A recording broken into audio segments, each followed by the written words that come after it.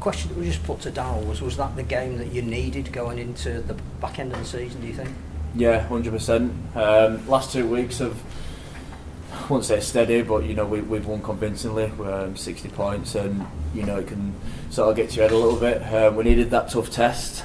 York brought that today. I thought they were aggressive defensively. They were smart in attack. You know they've got 2 good arses in there who challenge us, and I think that's just exactly what we needed. I thought we can't get carried away with ourselves. You know there's still a lot of good teams in this comp, but yeah, it was a good test for us. You know, we'll review that. I don't think we were nowhere near as good as we can be, but I think that's just down to York. I think they came after us. Their middle class put us under a lot of pressure, and you know, I think especially in that second half, I think we tried playing round and playing his way out of trouble. You know, we just need to go direct, and you know, we've got a big pack who can do some damage, and I think you know we didn't utilise them as well as we probably should have done. You feeling as settled as you've ever been at the club? Because I know that obviously you've been in and out of the team, different positions. You look really comfortable at the moment. Yeah, it's my 10th year at this club, so yeah, comfortable. But I think this year especially, I've probably found my feet. You know, with the coaching staff and the backroom staff that we've brought in this year have really helped me develop, probably mature quite a lot. And like I said, you know, the past probably 5 or 6 years I've been in and out of the team.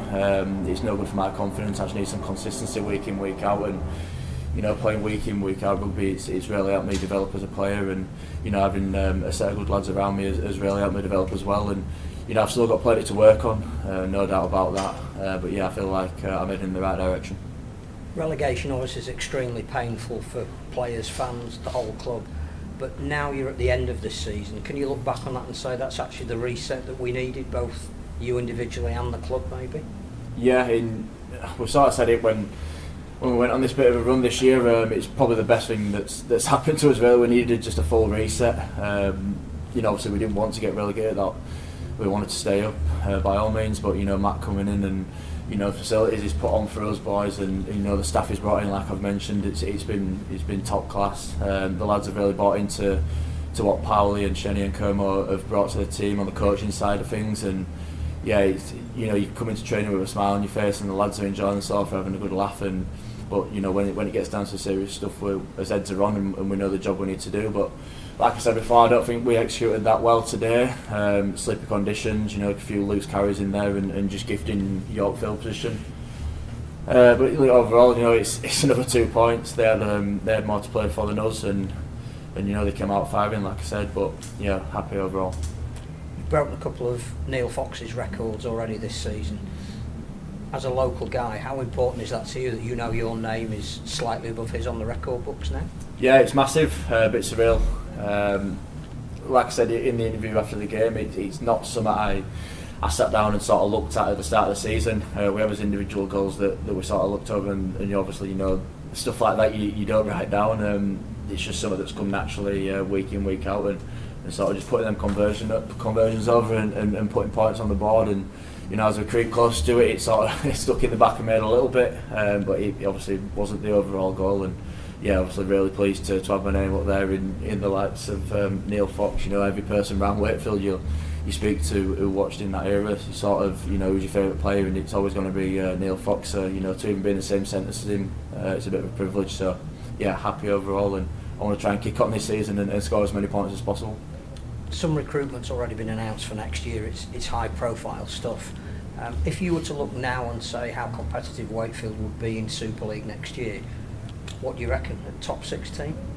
That's the overall goal. You know, when Matt took over and obviously brought Powley in, you know, he's not signed him on a 1-2 year deal, he signed him on a 4-year deal. So it's, you know, it is long term. We know that's not probably going to happen straight away. We have got some big name signings which we've got for next year, which will really help our squad. But yeah, we need to get there first. But yeah, like I said, it's a long-term plan. We can't expect to get promoted and you know, go straight to the top 6. If that does happen, then you know, happy days. But I think there's a long-term plan on that, and it's something that we need to work on week in, week out in the pre-season coming up, and you know, and fire into it if we are in Super League next year.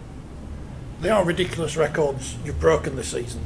Are you going to play for another 30-40 years and try and, you know, get above Neil Fox's overall world record points? Yeah, it helps having a good team around you.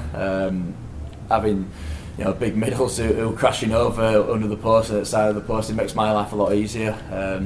Obviously the ones on the sideline, that's down to me practicing. I spend a lot of time on my goal kicking after his team run sessions, and obviously before games, 20-30 minutes before, and it's just down to practice and just repetition, and I feel like I'm doing that well. And like I said, I've still got plenty of other areas to work on, which I'll carry on doing, and hopefully I can cement my spot in years to come.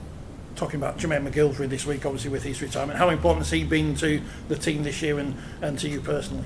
Yeah, massive. He's been a great servant to the game, a great player, and his carries is so strong, and he's obviously announced his retirement. He's been a class player, and playing for England, Great Britain, and Huddersfield, and coming towards this year, he's been a massive help for us, and he's just a class person to have around the changing room, and it was my first time ever playing with him, and he's one of them players who, when you're in a sticky situation like today, you need someone to get you out of yardage. He's the man you sort of look to, and you've got Big Ian Thornley coming on the back of it. You've got Renner for Tony, then Kai, and he's making our life a lot easier, and I'm thankful for having them boys. Are you ready then to step up next year in terms of, I guess, being another more senior player next year?